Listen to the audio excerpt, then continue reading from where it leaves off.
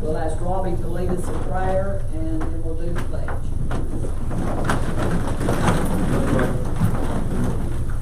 Most kind, gracious Father, Lord, we come to you today. And God, I thank you so much for this body of commissioners that's standing to do the business at hand. God, I just pray that you be with them. God, I pray that you be with our county.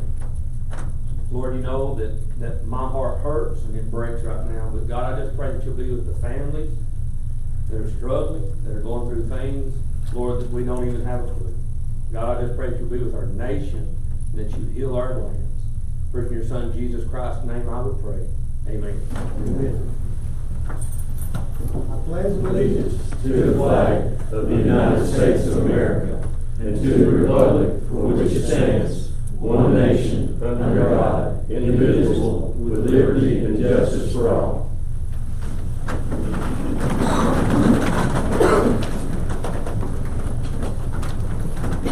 Roll call. Here. Here.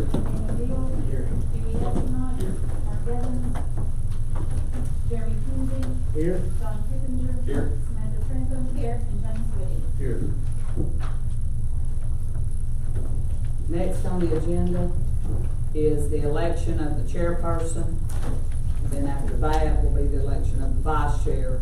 And I do want to remind everybody, because I had to be reminded of this, everybody else may know, but we do, when we might get our nominations for the chair, it does not have to have a second. That is just motion. So I'm sure everybody knows that, probably but me. So, but anyway, I wanted to bring that to everybody's attention. So we'll get all of our nominations, and then we'll do our votes, and of course the majority wins. So we will take nominations as of now. I nominate Dewey Espinosa. I nominate Samantha Trantham.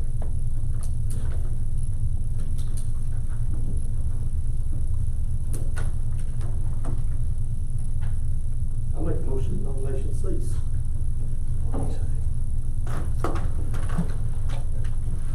That makes a second? No, I'm on that one, no, because that's the chair's call now. All right, move forward. Roll call. Discussion.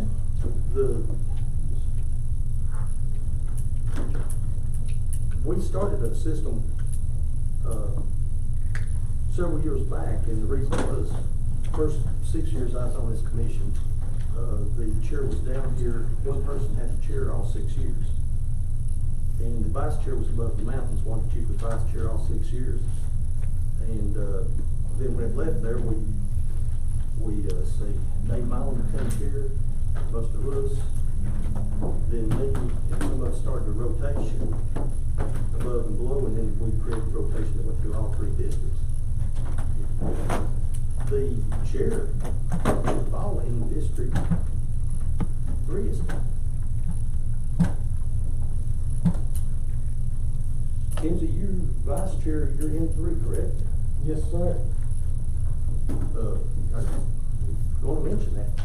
Well, it hadn't always followed that. It has followed that since no, sir, it has followed that since we finally set it in motion. I don't think so. I do, and the records are there to prove it in Jackie's office. Yes, sir. There's one time a commissioner did decline, and it jumped over because they declined and nobody else elected on that district.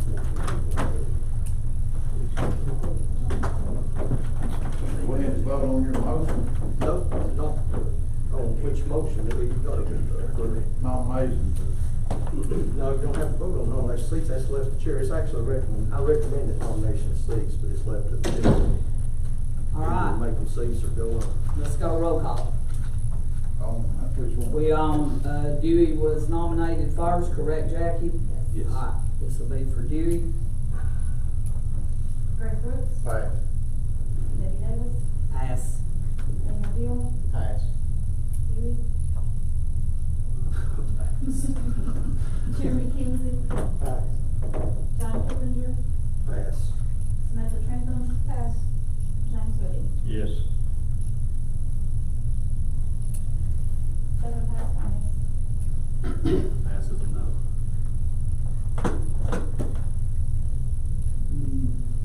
Next will be the roll call on Samantha.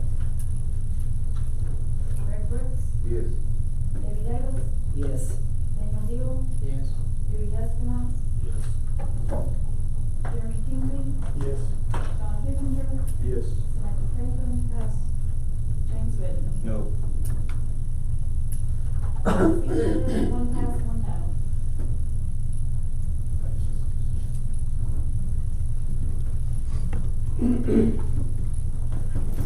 Samantha. Let me check since we're at reserve here in the center. I can get out of the way. Back in the center, I couldn't hear it. Just scared.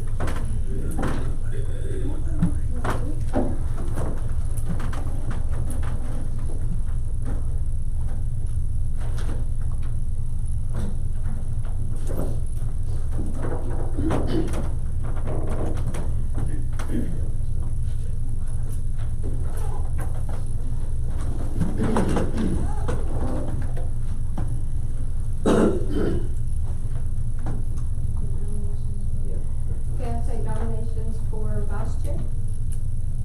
I nominate Greg Brooks. Second.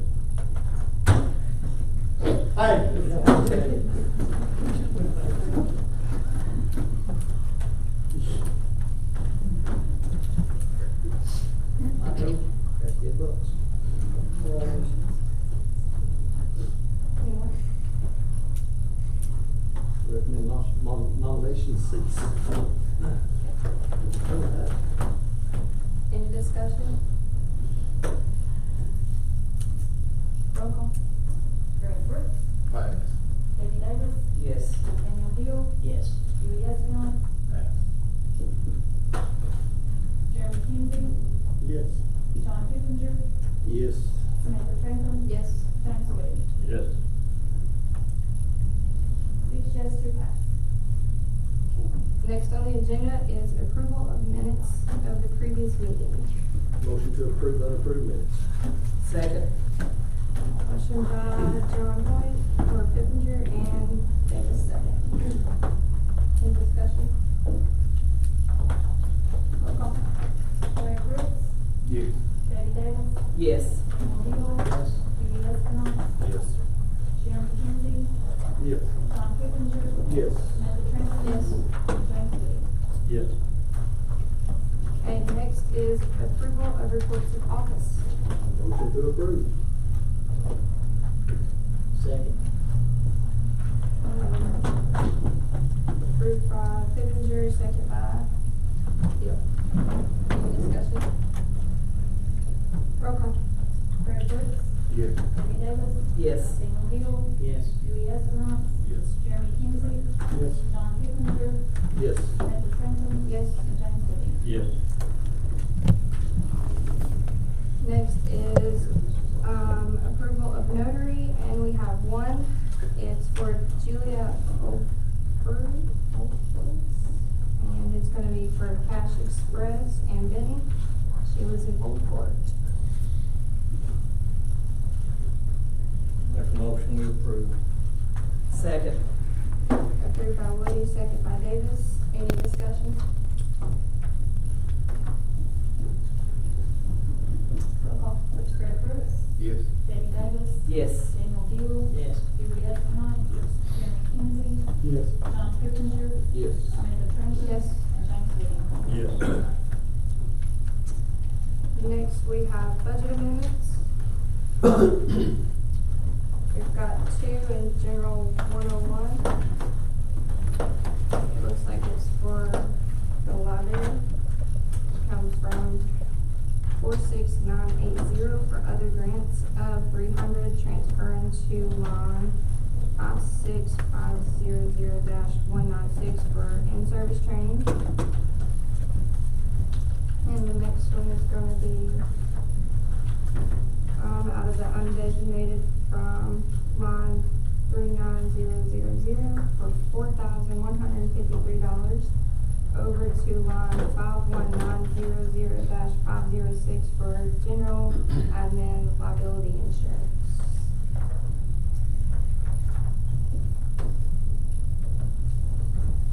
I do have a little bit of discussion on that. Can you clarify on 39,000?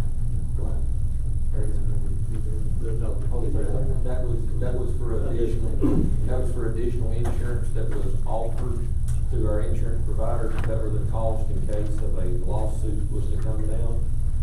That way it would not only hold liable what we got, it's a better coverage for the county as well as, so it will take care of any and all if there's ever a larger lawsuit that was to come through for the county or against the county. So is this, this is being transferred in? Okay.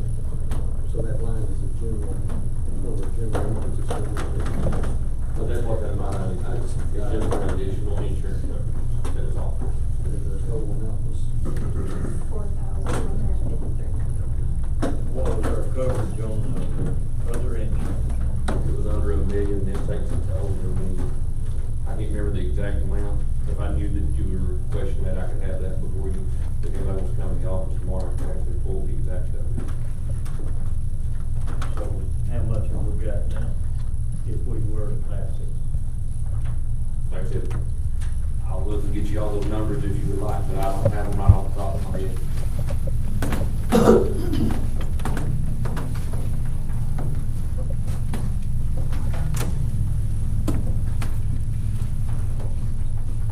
It's the same provider that we have now? Yes. That's what I thought. Sure.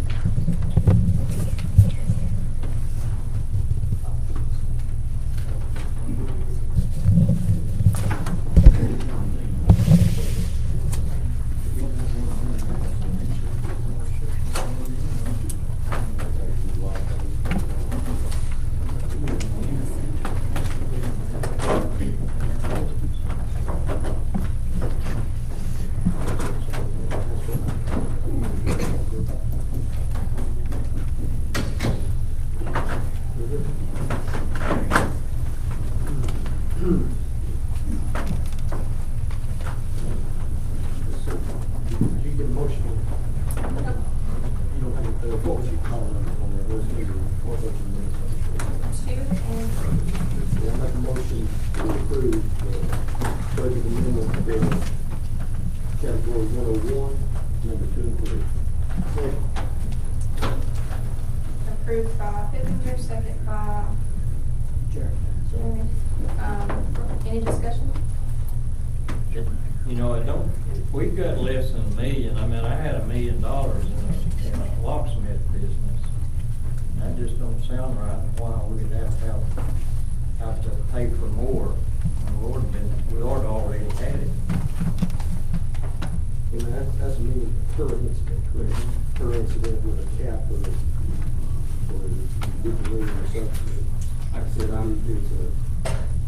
it's million per incident, but then there's a cap amount above per incident. Right. Like I said, it was offered in the event of suit or multiple suits would ever come through on the county side. Or against the county. Like I said, if I knew you would want that information out, and I apologize, sir, I'd have that for you.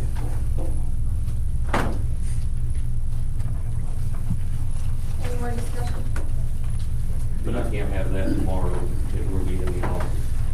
Being insurance, is this the only quote we've got for that extra thing, or? We're talking covered under pool insurance. This is our insurance provider that we go with. It's all to the county. So yes, that is through our insurance provider that we have through our pool insurance.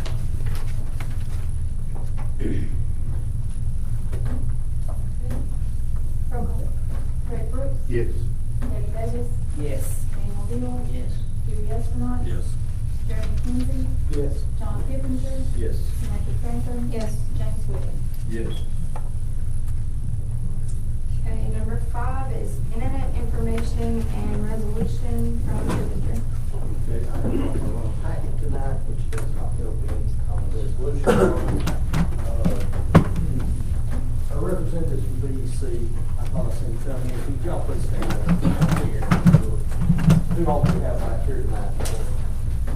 John, Aaron Hood with Volunteer Energy Cooperative, and I'd like to introduce our Vice President, David Murphy, and he's with Market and Economic Development. We've got some maps for you, and David has been instrumental in obtaining the grants that DEC has to this point for the broadband expansion, and I'll turn the floor over to David. If you don't care, let me do a little clarification before y'all start. I did ask representatives from DEC to be here tonight. There are contacts being made with Comcast, who's also a provider on our end of the county. District 22 in Hope. Sherwoman, Trantham has made contact with PTC. I tried to, I didn't have work. She was able to do it in a couple of hours. So the data is being collected on both ends of the county to broaden. Yeah, I've got the, I do have the Google Maps of where the lines actually stop on every road in our district. Yes, and that really needs to be looked at heavy on the web committee in the next couple of weeks. My understanding, and one of the reasons I asked y'all to come, VPC gave me the best explanation that I've heard on how the previous grant was brought up. Time frame of that grant. And the reason that we did not fall into the category for that grant, and a little bit of information as to what we need to do. And of course, ETC is not a competitor with DEC because of the locations, is my understanding. So that's not an issue. Whatever we can do throughout this county is what we need to be focused on heavily. I believe there's two more grants coming up. If you will care now, please, I just try to give a quick overview of what we're doing. So the paper that you have in front of you is a illustration of everything that DEC has done thus far, with the exclusion of what's on the front page. If you flip over, starting on the back side of the front page, through the final page, you'll see a list of the service areas that we currently offer broadband to. That's really just for informational purposes only. I think what you're probably most interested in would be what's on the front page. I put a couple of maps on there. The one with the dark blue and light blue, that is a map of the eligible areas through the Tennessee Broadband Accessibility Act. This grant is due on October the 8th, so we're down to about 3 weeks before it has to be turned in. The one at the bottom is an eligibility map for the RDOF auction, which also comes up in October. And those are the two opportunities that Commissioner Pippinger was mentioning. There's really no work that has to be done for the RDOF auction. It's a Rural Development Opportunity Fund. It's a reverse auction that we bid on, and essentially it works backwards from a typical auction. What that means is we'll go to the FCC who supplies the funds, and we'll tell them in one of these polygons, we're willing to provide service to the customers if you'll give us $3,000 per customer. And then our competitor, whether it be AT&T, Charter, Comcast, whoever, would go back and say, okay, we'll do it if you'll give us $2,800 per customer.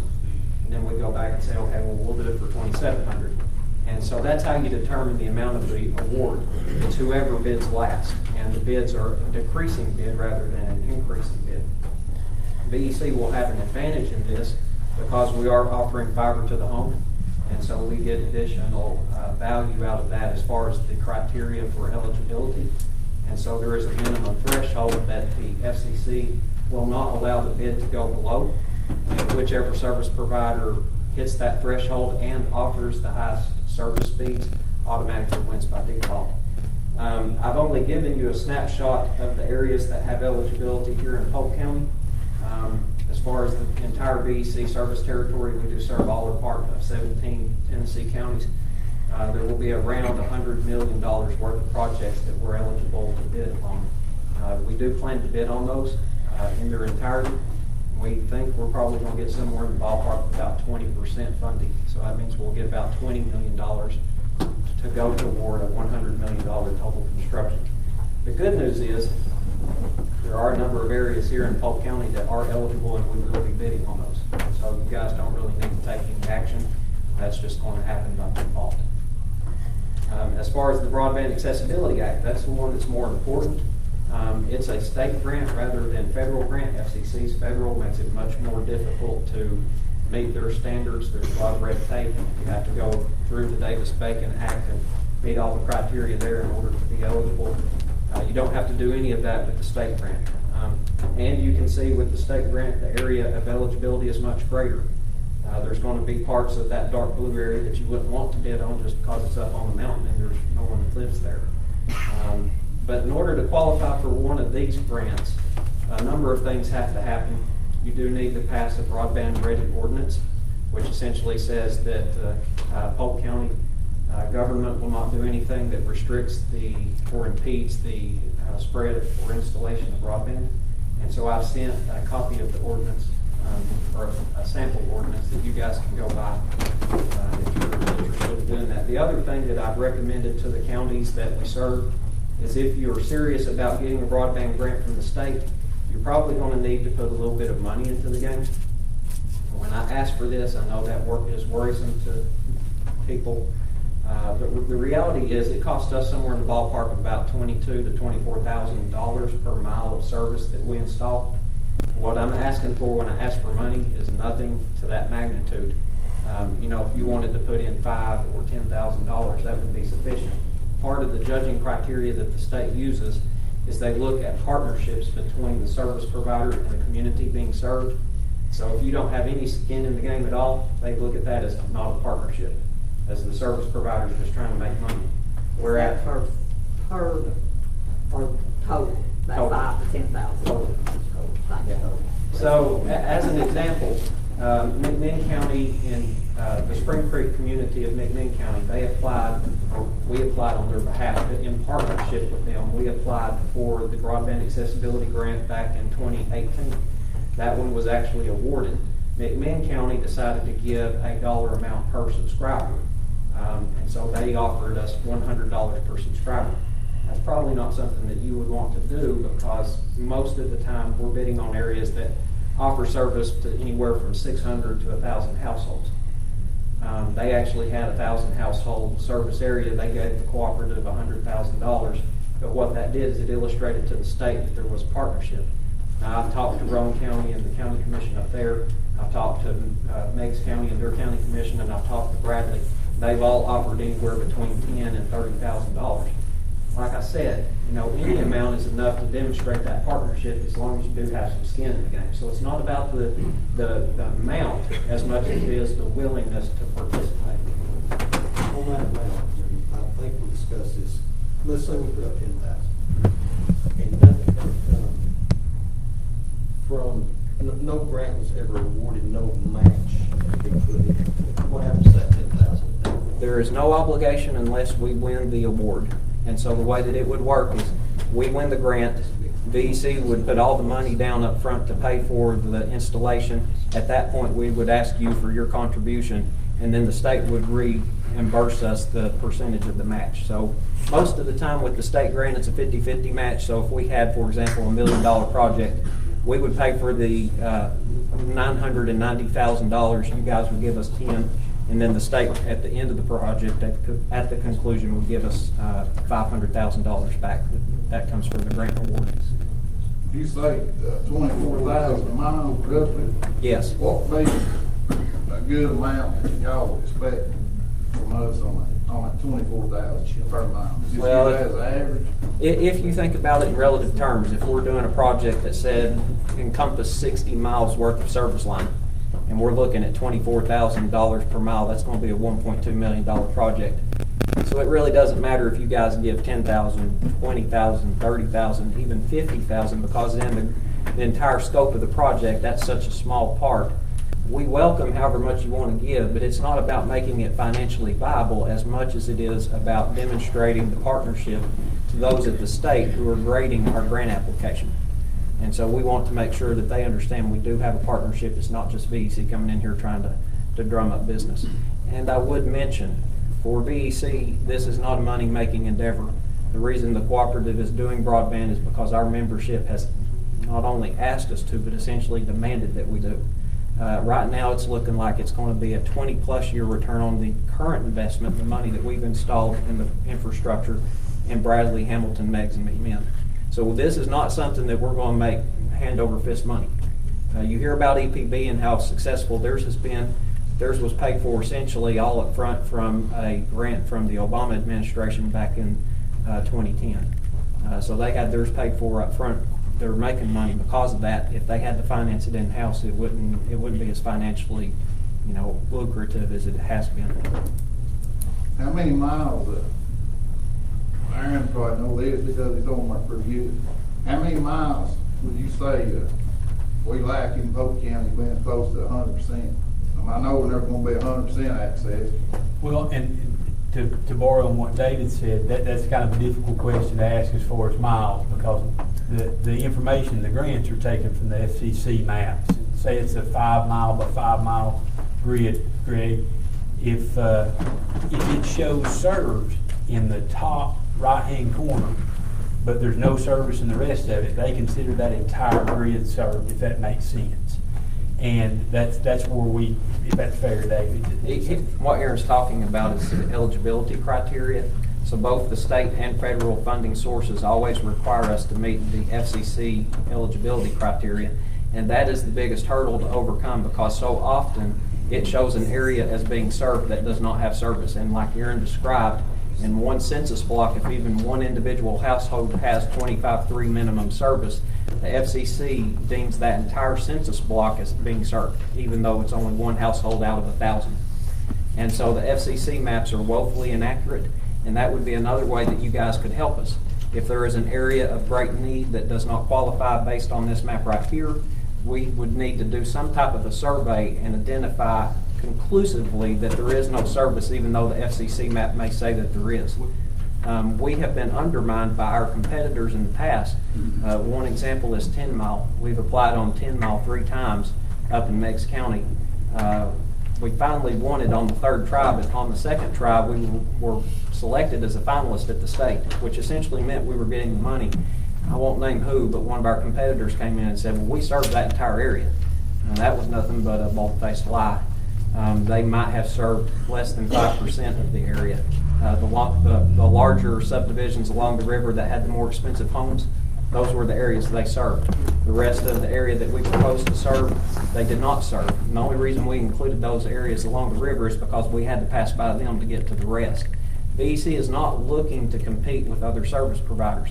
All our mission is to get service to those who do not have it. And to be clear, the definition of broadband is 25 megabit per second download speeds, 3 megabit per second upload speeds. Anything less than that, even if you have 20 and 2, that does not qualify as broadband. And so we're looking at those areas that do not have 25.3 or greater. Who's the other competitors? We compete with AT&T, Charter, Comcast, Frontier. There's a number across our service territory, Ben Longman, Spring City Cable. If you're not aware of what VEC is doing, the state law prohibited electric cooperatives from offering broadband service until 2017, and under the Haslam administration, the Broadband Accessibility Act was passed, which allowed electric cooperatives to start providing commercial broadband. Before that ever happened, VEC had already made the decision we were going to do this, and we figured out a loophole to get around the state law. What we're doing, we're actually building the fiber optic infrastructure. We're utilizing it for our own purposes on the electric system and its operation.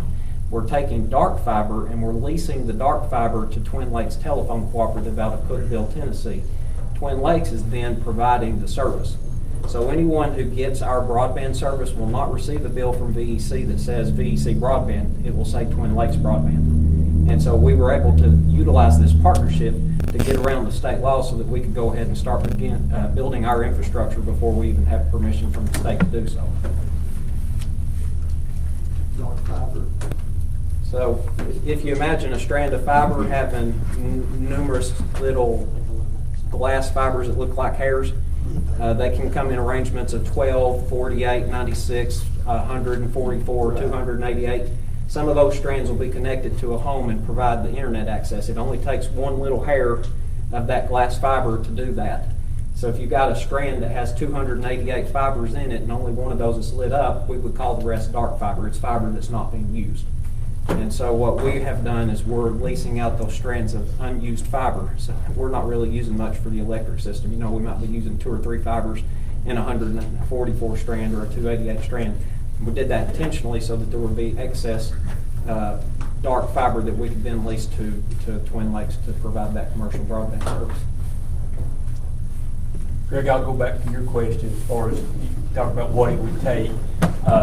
We serve on the ad hoc committee for Bradley County's broadband, and something they did, and I would suggest maybe the school could look at it to have a better idea of what it would take, is to kind of poll their students to see who's served and not served, and they already have that information. Well, I didn't realize so many houses was without it until COVID hit. They started doing the distance learning, and it's a bunch, way above the state average.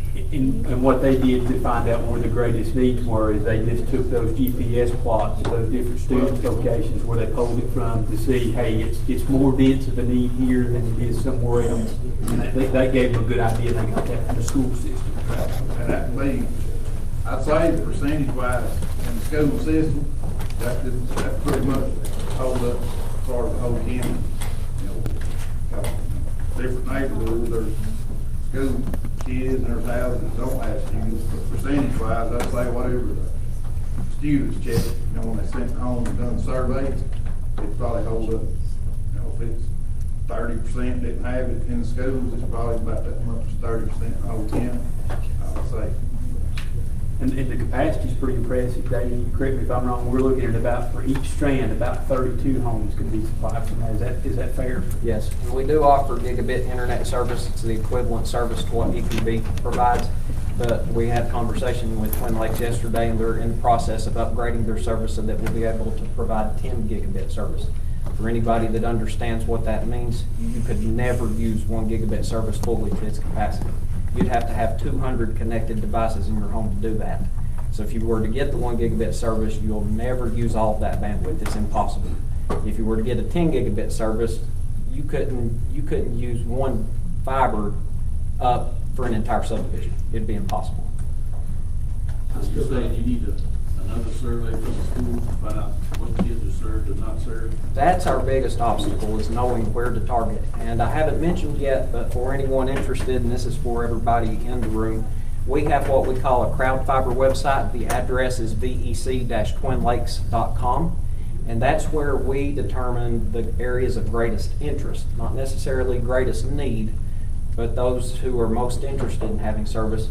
And essentially what happens is anybody that doesn't have service can use their mobile device or when they're at work and log in, put in their name, address, phone number, email address, and it puts a flag on our map, and we use the map to determine density of homes that have requested service.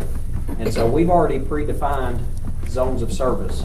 And then when we count the number of houses inside of a zone, a predefined zone of service, say there's 1,000. If 100 houses have got on our crowd fiber site and signed up, that's 10% of the homes in that defined zone of service. So what we do is we look at the percentages of pre-subscribed homes in each zone of service. Those that are 0%, 1%, 2% versus those that are maybe 20, 30, 40%. The ones that are less, we don't really look at very hard. The ones that are 20, 30, 40, those are the areas that we've been trying to address because we see that there is a stronger outcry for the service. I do have a question. Yes. Because I found it easier when I was doing our district. With ETC, they did give me a map of where their lines actually stopped and started. Can you guys give that information? If you're talking about broadband lines? Yes, because that's the way that they give, I mean, I have a Google Earth map and I can go each road and tell where it ends. And then when I contacted the schools, because I did the elementary and the high school, and I got, you know, kind of an estimated amount where the most students were. And I could see on the map if they needed ETC or not. I mean, because that's basically all we have at home. Okay. And it made it easier to determine where they needed to focus more on because there's more kids there. And especially if they're doing their school online, I mean, they're going to have it. I mean, they can't go sit at the school when it's snowing or something. Sure. And it just made it easier. I mean, can you guys come up with that kind of data? Well, the simplest way to answer your question, VEC owns and operates 33 electric substations. We have interconnected the majority of those substations with fiber optics That fiber optic we're using to interconnect the substations does not provide commercial broadband. It's for our substation control and security. But what we are doing is we're utilizing some of that dark fiber that goes into the substation to carry the broadband signal. So when we move into an area to build broadband infrastructure, the very first thing we do is go to our electric substation, install the communications hardware in that substation, and then use our dark fiber to piggyback a internet signal into the substation. Then we spider web out from there into the community. Right now, we don't have any commercial broadband infrastructure at all in Polk County.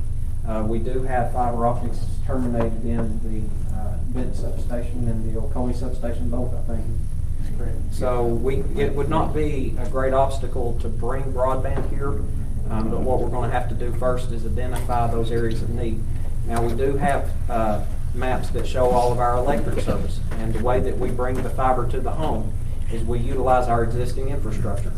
So if you were to live on a street that had two different electric circuits coming from opposite ends, and there's a gap of space in between where there are no utility poles, we'll bring that fiber optic to the end of that electric circuit. That's where it's going to stop. It doesn't matter if you live on the same street 5 more houses down. We're not going to jump that gap by adding extra utility poles, because that's just additional expense. What we would do rather is bring the fiber in from the other circuit from the opposite direction. And so there are going to be times when people are excited. You know, we say we're bringing fiber optic down such and such a road, down 411 or whatever, and then people say, well, I live on 411, I'm getting it, and it stops about 500 feet from their house. And they're going to say, well, why can't you extend that another 500 feet? Well, there's always a reason. It's not because we pick a limit arbitrarily. The signal can only travel 12 miles without a repeater. So if your single strand of fiber originates at the substation and travels 12 miles, that's where we're going to stop that fiber, because beyond 12 miles, it loses the ability to communicate with the server. If you are in the gap there where we don't have an entire circuit connecting one side of the road to the other, you know, we're going to stop at the end of the electric circuit. If we have designed the system with a 144 strand of fiber, because there are 144 homes on a street, the next house over on the intersecting street is not going to have a dedicated fiber, and each home gets its own dedicated fiber. We won't rob one of the existing fibers, which is dedicated to House A, to give it to House B when House B was not included in the initial design. So it's a complicated question to answer. Simply put, we don't have any right now, but I can give you the layout of our electric system, and that would help guide you as you determine which areas of interest you'd like us to serve. And I might mention, I talked to our CEO this morning, we are looking at applying on the Broadband Accessibility Act for Old Fort. So it should include some of the community down there as well when we put that application in later. Now, is that included in the map you gave us, or is that in addition? Well, it's in there, but it's not labeled. I didn't outline it. No. So you have Linsdale area as well. Now, I'm not sure about that. I don't think we have anything towards the Linsdale area. And, the Old Fort would kind of coincide with this, some of the dark fiber we already have. I think we worked with South Polk for a dark fiber project a few years back. And I asked y'all here, this man here gave me the best explanation on a lot of the questions. Is anybody, and been very helpful. I do have 2 little things. If you could just mention how that last grant that come up, we did not get any more from VC or Comcast or AT&T. And by the way, AT&T is doing something that I don't know if y'all realize it. Apparently AT&T is doing away with their copper lines or something in regards to that, where we have people who have dropped DSL and tried to go back home since the corona's hit. They cannot, because they will not recharge the line in anticipation of future fiber type lines with AT&T. They also cannot get their phone service back, their house phone service, from what I've been told in the Lions Squeeze Creek area. So apparently they're actually dropping their old lines. They're somewhat doing their way with it from AT&T. Or Bell South or Mall Bell, whoever holds the control of those lines now. But if you could mention how that last grant come up, Okay. because it was up and it's gone. Yeah. So with the COVID lockdown in March, of course, all the schools were out, students were sent home. The federal government passed the CARES Act in response to people being unemployed, trying to carry us all through. And part of that money was allocated to the state governments. The state of Tennessee got over $100 million. I don't remember what the exact number, more than might have been even $200 million. They got multiple millions of dollars from the CARES Act funds. And it was given to the state government without an intended use. The state government essentially had reign over the money and how it would be used. Governor Lee's office decided that they wanted to take some of that money and use it toward the expansion of broadband, so that in the event there is another lockdown this fall, our students would have a greater access to the service. The only problem is the CARES Act, when it was passed, required that those funds be used during calendar year 2020. And so if you know anything about the installation of broadband, it's not something that can be done overnight. A small project, it will take 12 to 18 months. And when I say small, that's maybe 200 homes. It takes quite a bit of time, both in engineering design, make ready on our electric grid, replacing rotted utility poles, putting up the messenger cable that we actually tie the fiber optic cable to, ordering the fiber optic cable, getting it delivered. There's often a 8 to 12 week back lead on getting that fiber in. So what happened was the governor's office initially offered $5 million for broadband grants to those providers who had a job that could be completed by December 15th, 2020. The expectation was very few, if any, would apply because that time restraint was so difficult to achieve that Governor Lee's office didn't think anybody would even want to take the chance on not getting it. They ultimately had 81 different grants turned in for a total of $86 million in requests. When they saw the large demand for the grant money, they went from $5 million up to $61 million. And so they ended up awarding all but 20-something of the grants. So what VEC did is we had 3 proposed zones of service that had already been designed by our engineering department. One of the biggest obstacles, of course, would be doing that engineering design. The first one was 10 Mile, and I had mentioned to you we had applied on it a couple of times and it had been denied. Second one was Cumberland Cove subdivision in Cumberland and Putnam counties. And the third was Ooltewah Georgetown Road east of Mayhem Gap, where our Georgetown service center is. The state awarded all 3 of those. And so consequently, we had ongoing projects in Birchwood and Spring Creek where we actually took the crews that were working on those projects off and we reassigned them, as well as we hired about 4 additional crews. And we're taking all of our linemen who are not tied up with other projects and we're putting them on some of the make-ready work, as well as we got some of the Twin Lakes crews to come down and help us in Cumberland County. There's a significant risk that we will not get these projects finished on time. And the state set a threshold of 70%. If you don't make at least 70% of the construction by the deadline, they won't give you any money. And so the reason we didn't apply over here was not because you guys didn't have a suitable project. It was simply because we didn't have all the engineering design work done on the project over here that would allow it to be shovel ready. They gave us a 1-week window to apply. There was a 1-week public comment period, and the first of the 3rd week they made the awards. So there was a 2-week period from when it was announced to when it closed and was awarded. So it wasn't that you guys did anything wrong or that the cooperative did anything wrong. We just had to utilize the ones that were already prepared, and unfortunately we didn't have any over here that were.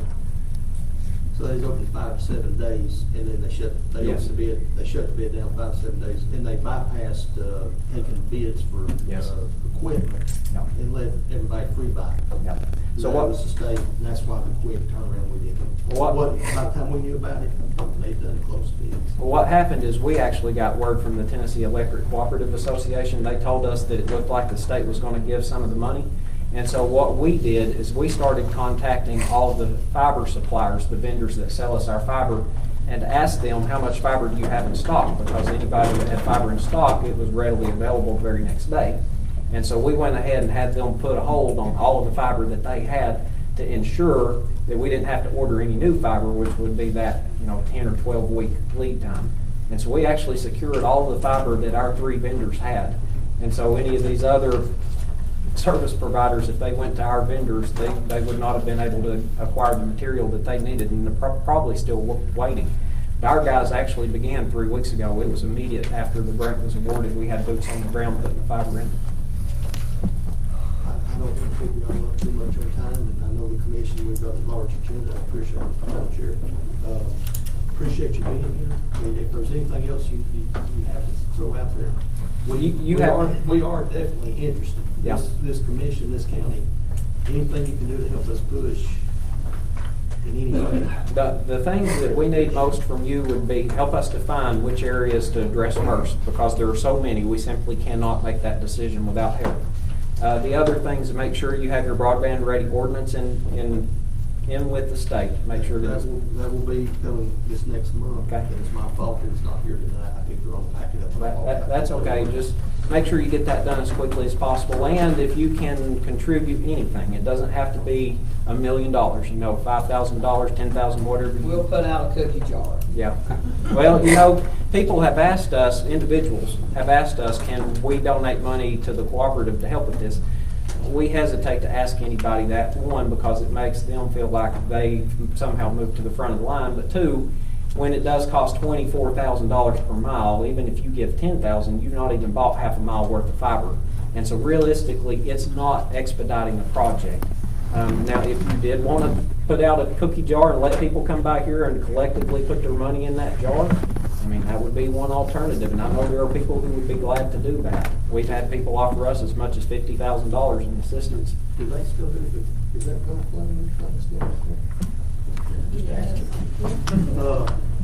Right, surprised you got much of it. I encourage ideas like that, thinking outside the box, because that goes as far as demonstrating the partnership as giving the money does. Because the state wants to see unique ideas like that, people working to come up with ways to make this a viable option. So if you guys can come up with a GoFundMe, a cookie jar, whatever you can think of that's outside of the box, that will go as far as anything you can do. Well, that, as far as legality of if that GoFundMe, John Holt says it, if it bypasses us, it goes straight to y'all, does that still count as our efforts? I would put it in the county's name, because like I mentioned earlier, you guys don't have to give it to us if we don't win the award. And it's worth mentioning, the broadband grants that were awarded at the end of August, the Emergency Broadband Fund grants, even though one of those was awarded in Meigs County and Meigs County had committed to giving us $10,000, it was not $10,000 committed to the Emergency Broadband Fund, it was $10,000 committed to the Broadband Accessibility Act funds, so they didn't have to give us anything. That grant through the Emergency Broadband Fund was fully funded without the assistance of the county. So the only thing that your contribution would be required of would be a Broadband Accessibility Act. And if we don't get it, That's right. Can the county legally raise money? We can accept donation. I don't, yeah, Bruce. That's all I want. Yeah, I ain't I've got giving just a straight to them couple if we're things. drunk, they love. Listen, I do appreciate y'all's time. Just real quick, we've got a couple of things on this. Comcast has been contacted. We do have a Comcast case file for Polk County. We also have a FCC complaint filed on Comcast for Polk County, which is Comcast's fault. They gave me the FCC number when I couldn't get their business number. So when I called FCC, they asked if I would file a complaint. I said, I just want their number. They said, we can help you with that. They took the complaint, and within 24 hours, Comcast called from their business office in Philadelphia. So that was a good thing. We do now have a case number for expansion by Comcast. Tim Gregory is the representative for Polk County on that. ETC, of course, Chairwoman Trantham has made contact with them. Mike Bell's office has contacted several times on this. They've been very helpful.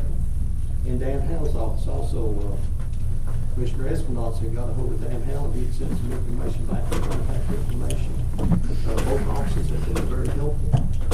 And we do have some funds we set in last year's budget that we set aside as overage and designated for the purpose of helping to expand broadband throughout the county in the terms of $107,000 with other indications, but that was one of them. So when it comes time to do some math, we should have some money to help show that we have an interest, and that's money that did carry over, so it's still in the budget line sitting there for that use. Okay. Do you need to know money before the October 8th? If we're going to turn it in on this year's application, now the broadband accessibility money is available each October. So if we miss this one, then the next opportunity will be following October 2021.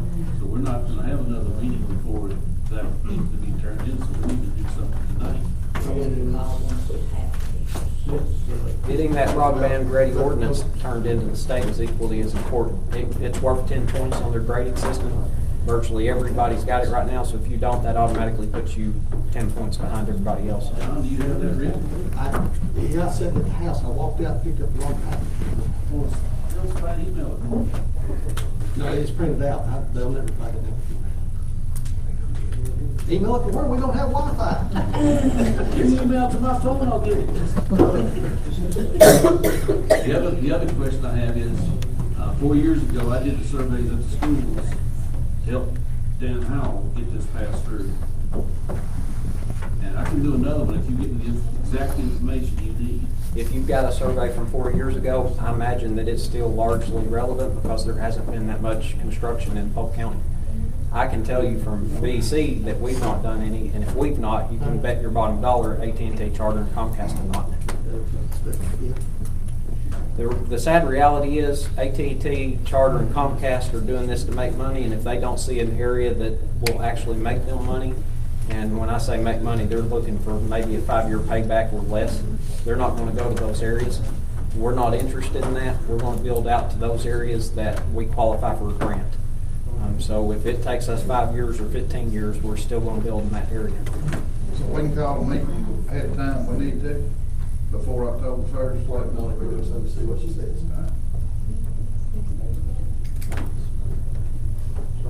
What is the website to be recognized, It's BEC-TwinLakes.com.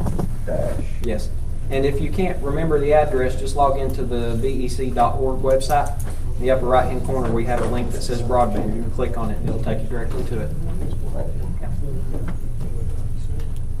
Yeah. And we also resolution, we realized the date coming up, the idea was the October 8th. You can do it. It's my fault. Well, you can do it without it. It just, the 10. We don't need to lose the points. Yes, the 10 points aren't that important, but everybody else will have those 10 points, so it does put you at a bit of a disadvantage. I do have a question. Yes, sir. For people who already have Comcast and stuff at their house, would y'all be putting broadband through that area so we can give Comcast the finger and say get out? Or? If you have 25.3 or faster service, if you subscribe to a 60 meg package, a 100 meg package, then you're ineligible for a grant. Okay. But what may happen is if we are targeting an area beyond you that does not have service, that requires us to go right past your house with the service. Like Wednesday, yeah. Yeah, so even though you're not included in the grant, we would still give you access to the service. So you could potentially still get it. But by design, we're trying not to compete with them. We want to get the people who have no service first. Makes sense. Makes sense. Okay, so I guess what we'll do is we'll have a special call meeting for the broadband expansion on Thursday, the 24th, 7 p.m. here at the courthouse. Thank you, Greg. One thing I do want to throw in, and I know y'all are tired of hearing about this, there are lines that Comcast has listed on roads that show that they provide service to the road, where the road only starts from 411 and goes so far down the road and then ends on Benton Station Road. It has service there, but the whole center of that road is not served. However, when they send those maps to the state, and this happens down in Oakport too, it shows that that complete road is serviced, which is part of why the state looks at it and assumes we have service throughout the county. I'm assuming y'all, that's what you were referring to earlier. We see that all the time. That's what okay. Should any of you have any additional questions, feel free to call me. I spend the majority of my time working on our internet service, so I will take the calls all day long. I'd be glad to talk to you in more detail. You've been a great help. Mr. Good, we appreciate y'all help too. Okay, next on our agenda is lawnmower bid from the sheriff's department. If you look in your packets, that actually came through my office this time, but you'll see the minutes for the meeting. Those that were present on the 8th of September. Talking with Roy, who does with our trustees. He really likes the Skaggs mower. That's package number 5 through Ag Central for the amount of $9,800. Got a brand spanking new and. Brand spanking new. They can give it a wash before it's make a motion to accept that bid. You said number 5. Package number 5 from Ag Central and Athens, Tennessee. For the amount of $9,800. $9,800. That is the motion. So that motion was approved by Pivenger, second by Cleary. Any discussion? Roll call. Greg Brooks. Yes. Debbie Davis. Yes. Daniel Deal. Yes. Dewey Estimon. Aaron Kimsey. Yes. John Kipinger. Yes. Samantha Franklin. Yes. And James Wade. Yes. Next on our agenda is the AM vets. Woody. I'd like to ask the commander of AMVETS now to go ahead and give us a proposal.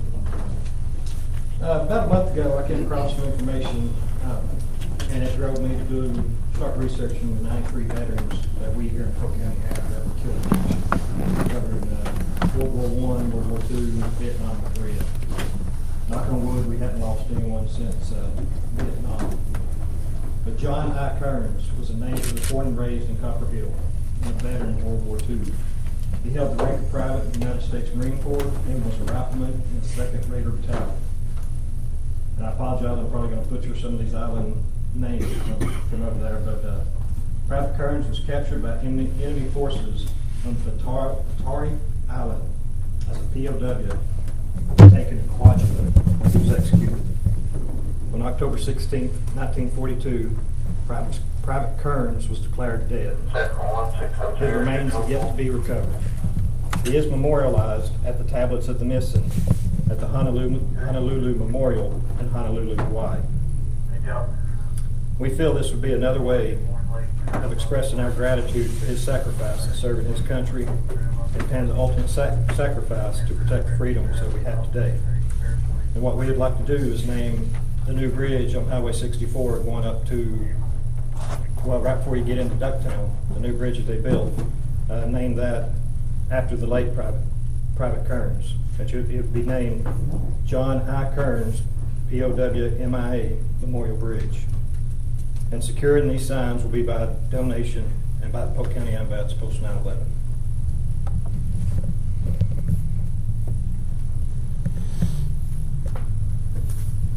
So I ask for the approval from the county commission. I make a motion to approve naming the bridge. I'll second it. Motion by Brooks, second by Deal. Any discussion? Roll call. Greg Brooks. Yes. Debbie Davis. Yes. Daniel Deal. Yes. Dewey Estimon. Yes. Aaron Kimsey. Yes. John Kipinger. Yes. Samantha Franklin. Yes. James Wade. Yes. Next on our agenda is the proclamation of Randy Yates from Woody. You have to come forward. You have to come forward. I was just thinking about what he was reading there, just very important. Most of you know that Randy Yates retired after 24 years of service to the county. This is a proclamation talked from the Capitol.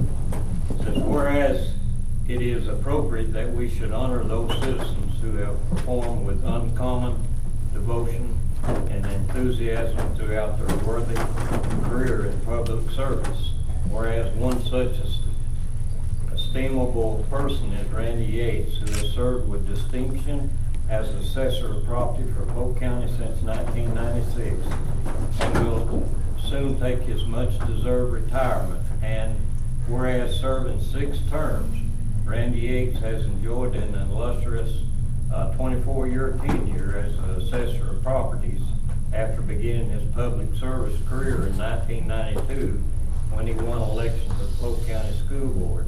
And whereas Mr. Yates is a 1975 graduate of Polk County High School and a former employee of Cannon Contracting, where he was where he was called upon to travel the country for his work, and whereas the only Polk County tax assessor to ever serve more than 2 terms, Randy Yates took office when Polk County had just 7,500 taxable properties, valued at over $308 million. In 2020, Polk County now has 14,000 taxable properties valued at $1.8 billion. And whereas Randy Yates enjoyed the love and support of his wife of 41 years, Carol, their daughter, and son-in-law, Rachel and Greg Moreno, and their grandsons, Owen and Paxton. And whereas throughout his estimable career, Randy Yates has demonstrated the utmost professionalism, ability, and integrity, winning the unbridled respect and admiration of his fellow county officials and a grateful public.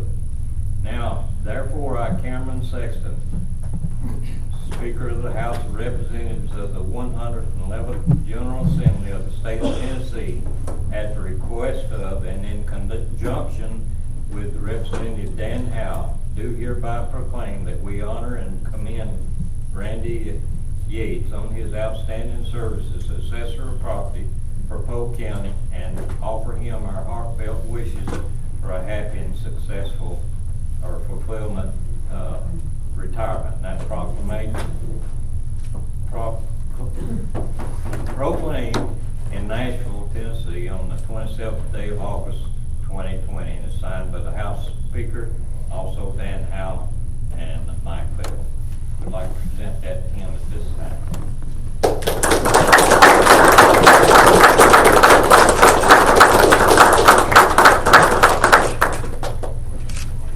I don't know where to start to talk, but I've had the honor and the privilege of serving with 3 different county executives, several different county commissioners, and they all do a great job to support our county, to make our county what it is. These are difficult jobs these people do up here. Everything they touch, everything they look at, you know, it's got a tax dollar information tied to it, so they're trying to balance out everything to make this county work better and make services for our people better. Thank you all for this. This is overwhelming and was not expecting it. I don't know who was with all this, but thank you all for it. And hopefully I'll continue to work for our county. I love my county. And anything I can do to help you all, you know, just contact me, let me know. I will work to do whatever I can because I really love our county. And of course, like I said, I work with 3 county executives. All of them done a great job. You know, they do the best they can with what we've got to operate with in this county. But it all goes down to these people sitting on this front row here. They have to deal with every penny to try to make it work for our county. And thank you all for your hard work. And thank you for supporting the Assessor Properties Office for many, many years. You know, I know there's some county commissioners here that were past county commissioners that, you know, help do stuff in this county, help work with this office. Thank you all for everything. And I would just always look at this as I was a servant. And that's what I always try to remember every day, as an elected official and a servant for the people of this county. Thank you again. Thank you.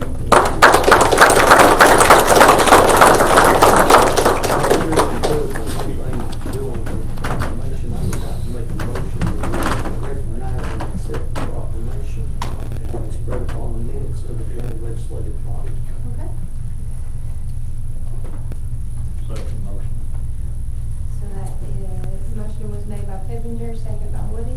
Any discussion? The motion was to recognize and accept the proclamation and spread it on the minutes of the legislative body. In other words, it's adopted as a public proclamation, accepted by the legislative body. It's what we've done in the past with any other proclamation of this time.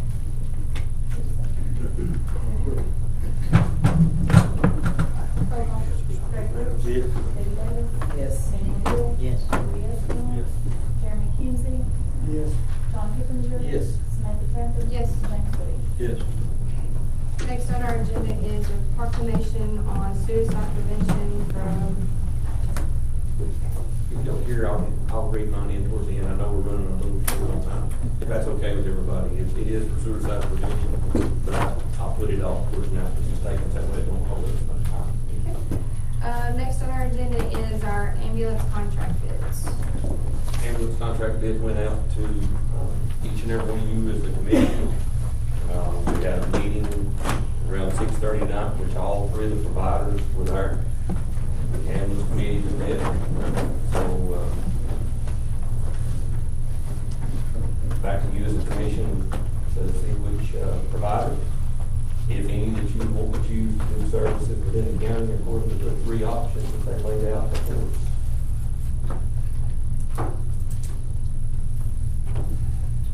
And if I'm not mistaken, pardon? With being pressured into doing it tonight, I recommend we go with Caravan option 3.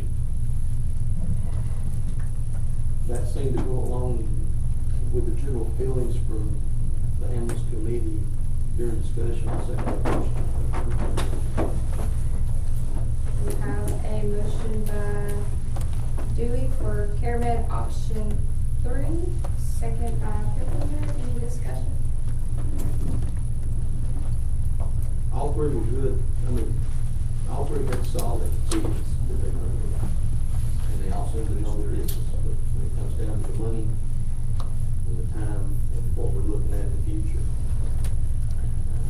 I think it's probably the best bid at this time. Any more discussion? There's one thing that wasn't asked earlier, but what is the, how long is the contract going to be for? Contract time for 4 year 3 was 4 year with 2 or 3 extensions. I think it was 2. Like I said, I don't have my packet with me, but I believe that was the extension.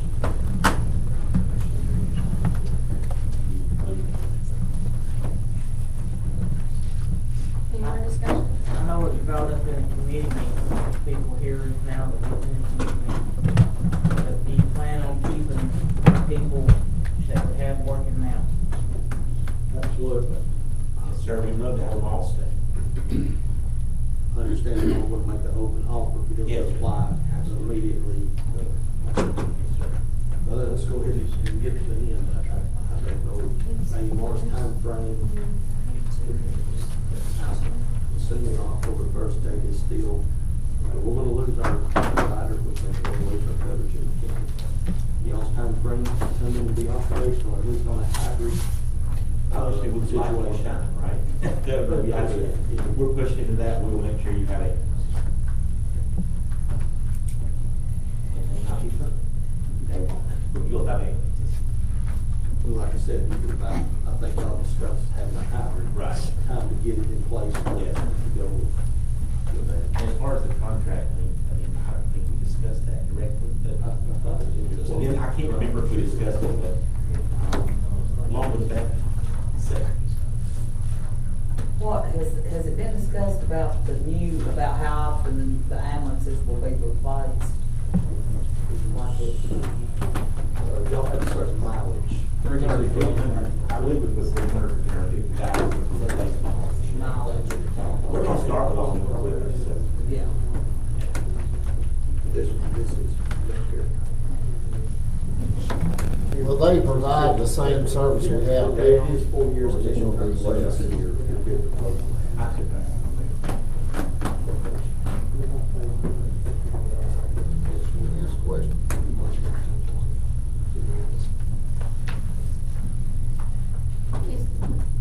It is 4 years with 2 1-year extensions.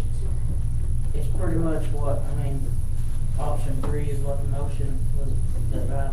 Yeah, that's, 24-hour ambulance, 12-hour. and the QR.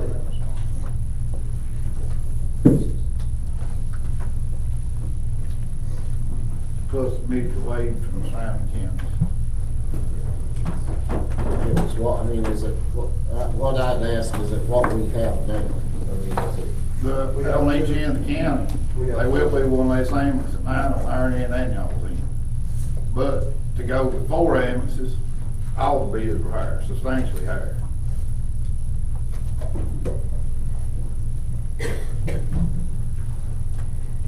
The cheapest option A, which is what we have now, increase went from 720 to 900, which is 900. That was med transit. Care Med. Dang, where'd I get my other right? That's a long time ago here. The 6 cent on tax notes, what was increase, and that was to stay with the 2 and 2, 2 and 2, like we have now. This one stays at the current rate. We lose an ambulance on each end, but we do gain that QRV. Quick response vehicle, which is medical equipped, but it's not ALS. The state of AMR is right at 1.3 million. It went from 720 to 1.3. And they gave a reason, and it's understandable reason, but 1.3 million. And my question too. Is that you, Darren? Yeah. I thought, well, you know what 1.3 million means? Yeah. Yeah. Well, actually, if I may, if you're talking about option 3, it's the same. Option 1 is what we have now. I got you, okay. That's what we were discussing on that. Okay. And, if we have say, a couple incidents that we wished we'd have stayed with 4 ambulances, does the 180,000 hold that? If we come back and ask y'all to add the other 2 ambulances back? Sure, we can do that. Well, but we will have to rebid for this. During our negotiations, could Robbie negotiate that with them? Because they still be the cheapest bid. We might want to put it in a motion.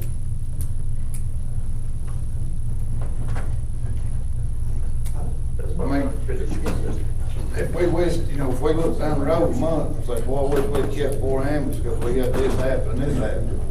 12 hours at night, wouldn't that be just, wouldn't that be kind of the worst time to not have one?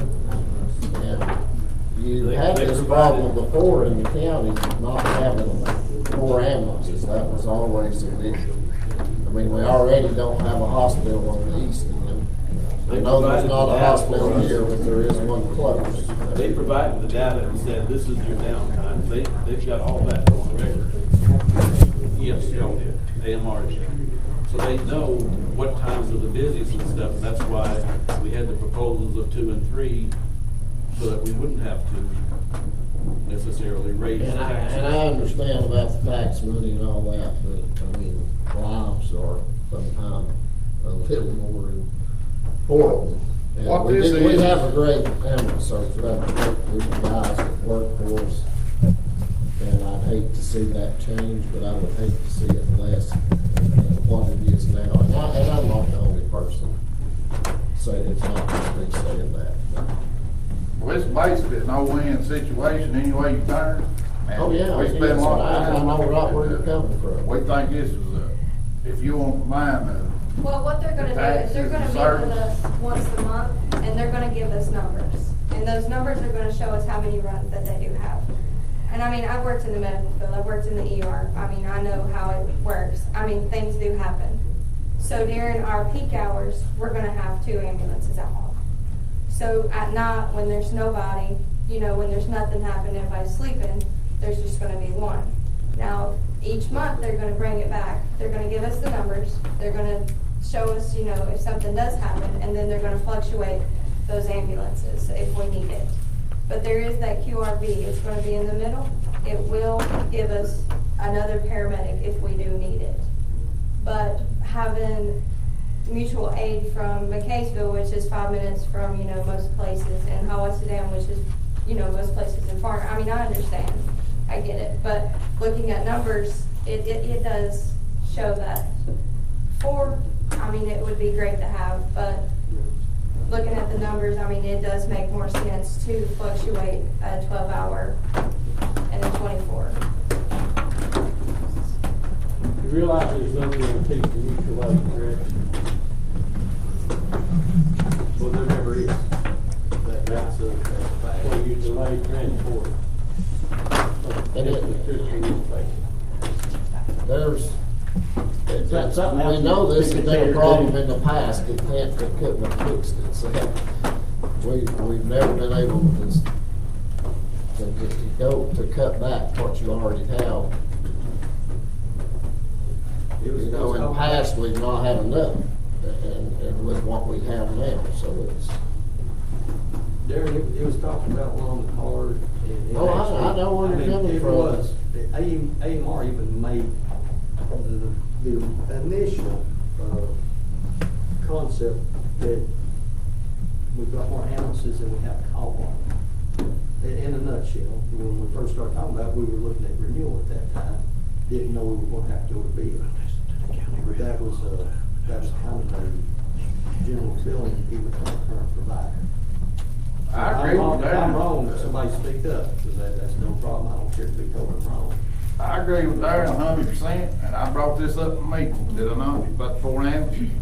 And I just think we need to put it in motion to where we're going to evaluate this for a couple of months, once a month, and if any circumstances come up, kicking ourselves in the butt saying we should have got 4 ambulances, I think our motion should be open-ended enough to let them increase it by 2 more ambulances, and us come up to 180,000 if we see it's an issue.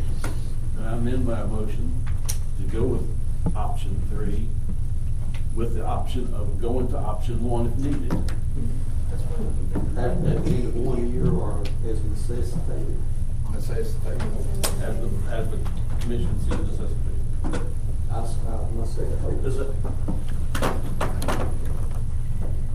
Does that not trigger a rebid at that point because it's material change? Everybody gave the same option, and we're still taking the lowest and/or what we consider the best bid on option 3, and the lowest bid on option 1 that was given. Y'all's 1.3, y'all's 900, correct? I don't think you'll have any legal issues standing on that. Can I say one thing? Absolutely. Our option 3 was for 3 24-hour ALS trucks plus the QRV. Yes. So at night, you still have 3 ambulances, and we could move that QRV tonight, so you would still have 4 vehicles for the 720. And our option 3 was, since he brought it up, our option 3 is we're going to meet the response times that you asked for, which we think is 224 to 212. In option 2. Correct. But What you want to do. You just refer to option 2. But What our biggest issue is, Darren will tell you, he's familiar with me, my past on the commission. We know, it's all one big county, but it's easy for Copper Hill to get the front end of the stick. And that's why we want to put it right, we want to fire from both ends at all times. If we got one down here, we'll have one up there. If we add one down here, we'll add another one up there at the same time. This is a lot of thoughts put in this whole process, and I think, this is all around the fair way we can go. None of it's gonna be perfect, but this is as close as we can get, at least.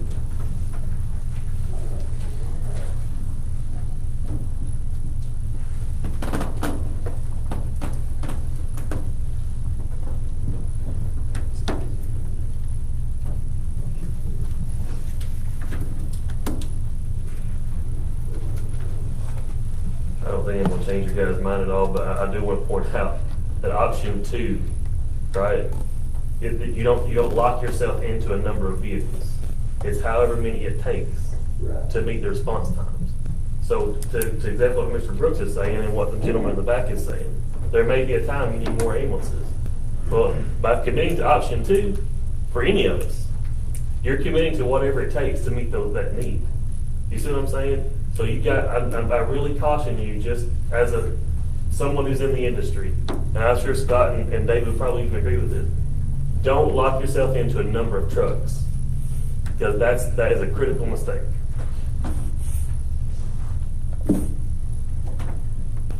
might be 4, it might be 12. Whatever it takes to meet the response time is what this community needs. The way you're looking at it now is if you need to increase it, you increase the money, so we'll go and pay you $900. But you don't have to pay it. It's up to the provider to have to increase it, and it doesn't cost you anything. It's still $0. If you're not meeting the response times and it takes 4, you increase the coverage because that's signed up for. It doesn't cost the county another $180,000. It's a 0.00. Yeah, but see this is right, y'all know more about how the ambulance business, but the response time is not a guarantee it's gonna happen, it's just gonna say if it don't, y'all want money on it. If you're getting a penalty, then you're changing your response time rate to response time. So which means you don't just pay penalty. You add units. But you add units at no cost. The county doesn't get charged for it. Essentially provide 2 response vehicles. Right, that's 2 and least 1, 24 hours. And then you have 1, SUV. I thought you were saying that y'all were doing, you have 3 and then have 1 ambulance. You have 3 ambulances, 24 hours a day, plus 50 on the you want that 9 there. Then you have 4, essentially 4 vehicles and 9. Plus you have the director driving an SUV, which is like 1 hour. So if it was 2 down here 24/7, 1 up there 24/7, is what that was. With 1 SUV, 1 URZ. Or an option to it, is that correct? So you have an SUV during the day, URV at night. Right. So what you're saying, option 2, if you do that response time, you guys have to regulate it. We need 4 ambulances, it's 4 ambulances. Absolutely. Right. Again, whatever it takes to meet those response times. Right. That also means if y'all are up on response times coming into the 3rd or 4th week, that y'all can drop your ambulances. And that river got out on y'all a little bit here last week or so. Y'all would drop a little bit, one hour during the day, for 9, if you set it 95, 96%. Well, that's. The rumors are. I ain't gonna say more. No pressure here. I personally would like to pay with this for 1 week, but if we can't get a month extension, when we're forced to act tonight, because of the timeline, September 30th, we can't afford to put it off a week. If we could, I'd personally like to pay us meet again in 1 week, but without a 30-day extension, it's impossible to do. Well, even 30 days, our organization, we buy equipment and supplies and everything fairly quickly because we're the largest in the country. It takes us 90 days to put an EMS system together. So to think you can come in here in 12 days, hire employees, train the employees, get your state license, get your DEA and everything. This is not like picking up the trash can at the house. This is medical care, so you can't do those things in 12 days. It's impossible. And we have things that's sole responsibility. It takes us 19 days. That to me is concerning.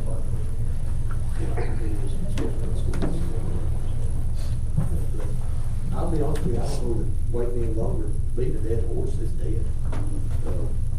All the information's been out there, we've looked at all.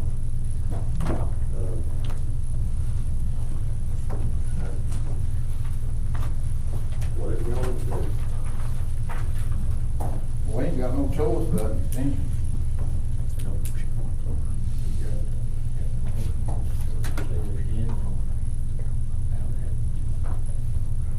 You want to stick with your motion? Yep. Okay. I've got option 3 with Kara. Motion made by Dewey, second by Bissinger. Roll call. Greg Brooks? Yes. Debbie Davis? Yes. Daniel Deal? No. Dewey Estimate? Yes. Jeremy Kimsey?